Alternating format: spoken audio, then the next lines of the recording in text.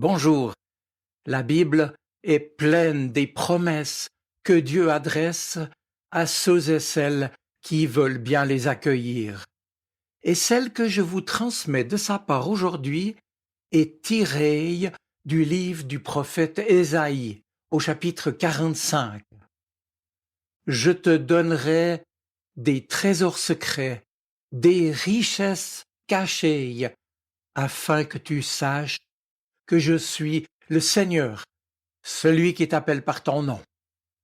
Une promesse, mes amis, qu'il s'agit donc de saisir pour la faire sienne et réaliser ainsi que Dieu veut véritablement, jour après jour, nous offrir ses trésors de paix, de joie et d'espérance pour que nous en vivions. Et cet acte de foi est ce que Dieu attend de ses enfants pour qu'ils en vivent justement. Mais alors, pourquoi ces promesses sont-elles reçues par des personnes toutes simples, comme vous et moi, et non par ceux qui prétendent s'appuyer sur leurs connaissances, pensant ainsi qu'ils sont à même de juger de toutes choses? J'y vois là une certaine parenté avec les prêtres et les religieux contemporains de Jésus qui raisonnaient en fonction de leur propre logique. Ils ont été déroutés par Jean-Baptiste et l'ont été encore davantage par Jésus. En fait, c'est à la fois une question de regard, de perception. Ce que l'on voit et que l'on entend, qu'est-ce qu'on en fait ensuite? Comment le comprend-on, l'interprète-t-on et qu'est-ce que cela produit en nous?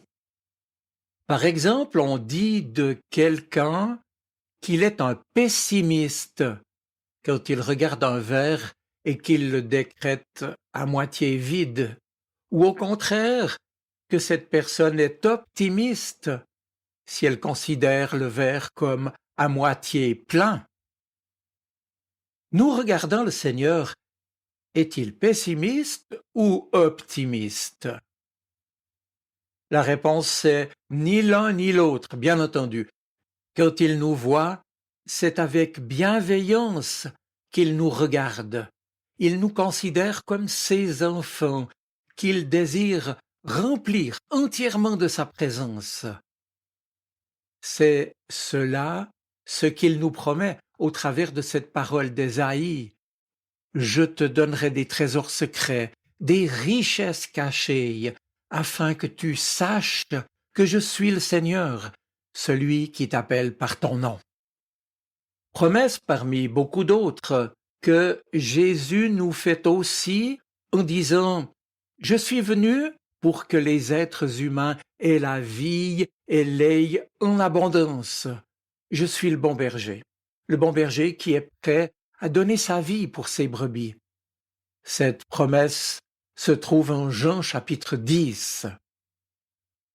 Mes amis, c'est dire que les disciples du Christ, contrairement aux logiques, aux raisonnements et aux modèles humains qu'on nous présente, sont appelés à devenir des créatifs, des pionniers, des premiers de cordée en quelque sorte, qui ouvrent des voies, comme on le dit, d'un alpiniste. Ils sont invités, disciples de Jésus, à répondre d'une autre logique, celle de la foi, de l'espérance et de l'amour, celle de Jésus.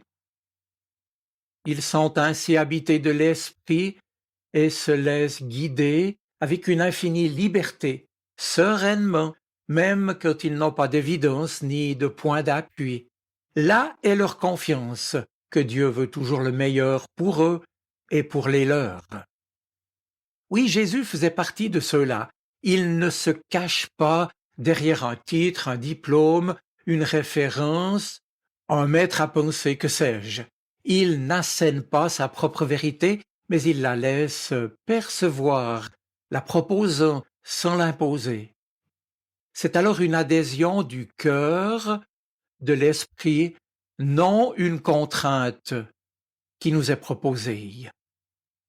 Et de ce fait, nous ne sommes ni des pessimistes, ni des optimistes, mais des hommes et des femmes qui acceptent de faire confiance au Dieu de Jésus-Christ, lui disant « Je crois, Seigneur, mais viens en aide à mon manque de foi. Remplis-moi de ta présence et conduis-moi. » Mais alors, me direz-vous, que voulait dire Jésus en nous promettant la vie en abondance? Le terme grec que l'on traduit par en abondance est périsson.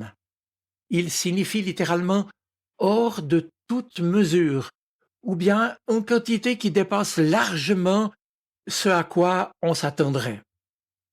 En d'autres mots, Jésus nous promet une vie bien meilleure que tout ce que nous pouvons imaginer. Ce que l'apôtre Paul nous rappelle en 1 Corinthiens chapitre 2 verset 9, « Ce que nul homme n'a jamais vu ni entendu, ce à quoi nul homme n'a jamais pensé, Dieu l'a préparé pour ceux qui l'aiment. » Et Paul ajoute, écrivant aux Éphésiens, que Dieu est capable de faire infiniment plus que tout ce que nous demandons ou même imaginons, par sa puissance qui est à l'œuvre en nous qui lui appartenons. Alors avant de nous imaginer des villas luxueuses, de belles voitures, des croisières autour du monde et de l'argent à ne plus savoir qu'en faire, disons-le immédiatement, la vie en abondance n'est clairement pas l'abondance des biens matériels. Cette vie en abondance, c'est la vie éternelle qui commence à l'instant où nous venons à Christ pour l'accepter comme notre Sauveur et qui se poursuit pour toute l'éternité. Et Jésus lui-même nous en a donné la définition. Je le cite, c'est en Jean 17, verset 3. « La vie éternelle, c'est qu'ils te connaissent, toi, le seul vrai Dieu, et celui que tu as envoyé, Jésus-Christ. » Connaître Dieu. Eh bien, sa définition ne mentionne pas une longue durée de vie, la santé, la prospérité, la famille ou les activités. Elle ne mentionne que la connaissance de Dieu, être en communion avec lui, c'est-à-dire sa présence en nous, sa présence qui fidèlement prend soin de nous et nous accompagne tout au long de notre vie, pendant les jours clairs comme durant les tempêtes. Il s'agit d'une abondance spirituelle et non matérielle. D'ailleurs, Jésus, dans le Sermon sur la montagne en Matthieu 6 et suivant, nous a exhortés à ne pas nous préoccuper de ce que nous mangerons, ni de quoi nous serons vêtus, et ajoute-t-il, Dieu sait que nous en avons besoin. Et l'apôtre Paul surenchérit d'expérience en affirmant cette fois aux Philippiens, je le cite, « Je sais vivre dans la pauvreté aussi bien que dans l'abondance. J'ai appris à être satisfait partout et en toutes circonstances. Que j'aie de quoi me nourrir ou que j'aie faim, que je sois dans l'abondance ou dans le besoin. Je peux faire face à toutes les difficultés grâce au Christ qui m'en donne la force. » Confiant en la bienveillance de Dieu envers ses enfants, il ajoute « Dieu pourvoira à tous vos besoins, selon sa magnifique richesse, par Jésus-Christ. » Mystère de la présence de l'Esprit Saint en nous et mystère de son agir. Quand nous nous mettons en retrait, quand nous ouvrons notre cœur à Dieu, quand nous lui demandons d'éclairer ce que nous ne comprenons pas, une douce et lente transformation se réalise. Les événements et les paroles se décantent et petit à petit, nous voyons les choses sous un autre angle, dans une autre lumière. C'est l'Esprit Saint qui est à l'œuvre dans notre cœur. La vie en abondance, c'est donc aussi ce « je peux faire face à toutes les difficultés grâce au Christ qui m'en donne la force ».